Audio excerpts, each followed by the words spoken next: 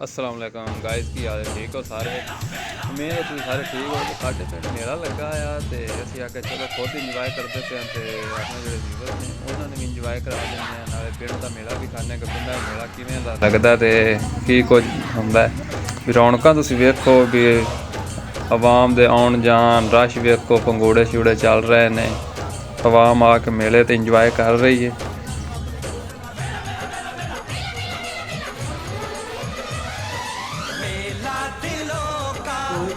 खुरम साहब का दोस्त आ तो अपने दोस्त में मिलना है मनियारी ते लोग आ रहे हैं बड़ा रश बन रहा है। एक दिन के संग होंगे ने तो काफ़ी इंजॉय लोग करते हैं तो आवाम खरीद रही है समान वगैरह जातन लैके दे रही है पकौड़े छोड़े खा रही है। अगर चलो व्यूवर्स भी विखा दे अपने पिंड का मेला इंजॉय कर लें वो भी।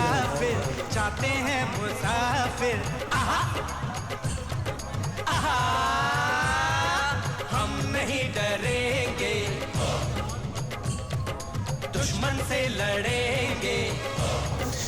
यार अगर साड़ी वीडियो अच्छी लगती हैं तो चैनल सबसक्राइब लाजमी किया करो ताकि मजीद थोड़े तक वीडियो साड़ियाँ पहुँच सके। थोड़े भरावां की प्यार की जरूरत है सानू तुसीं प्यार दोगे तो मजीद वीडियो होर बनावांगे फनी वीडियो। तो फिलहाल मेला साडे पिंड तो असीं आके अज मेले वाली वीडियो बना लेंगे तो लोगों ने भी खाने कि साडे पिंड मेला वेखो कितने लोग इंजॉय कर रहे हैं।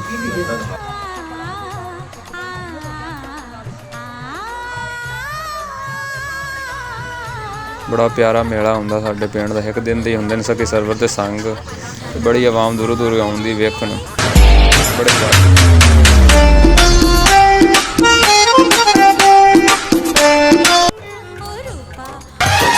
मेला दिलों का आता है एक बार आके चला जाता है मेला दिलों।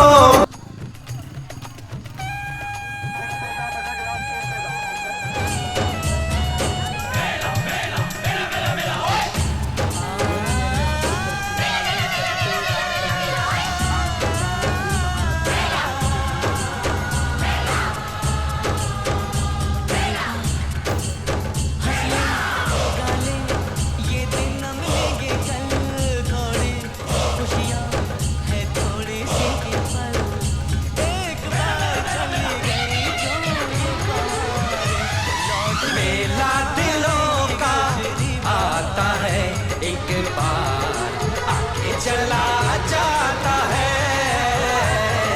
मेला दिलों का आता है एक बार आके चला जाता है।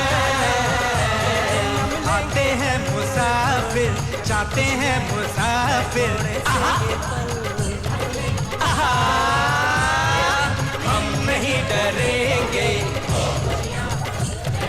दुश्मन से लड़ेंगे डरेंगे दुश्मन से लड़ेंगे कर्म जो है अपना हम करके ही रहेंगे। मेला दिलों का आता है एक बार आके चला जाता है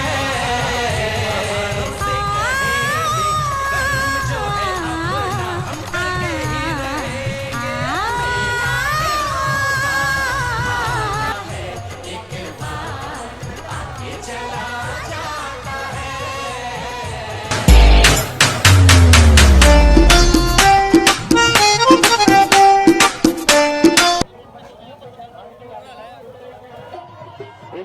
रिकॉर्डिंग पेश कर रहे रमजान म्यूजिक सेंटर दरबार बाबा हाजी एक किस्म की रिकॉर्डिंग पेश कर रहे रमजान म्यूजिक सेंटर दरबार बाबा हाजी शेख जवान। मेला दिलों का आता है एक बार।